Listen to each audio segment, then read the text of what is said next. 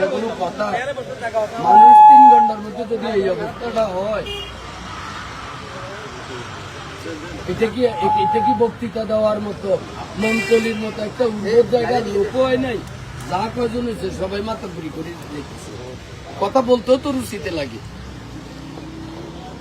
এখানে আমি আগে পরে আসছি না, এই অবস্থা কেন?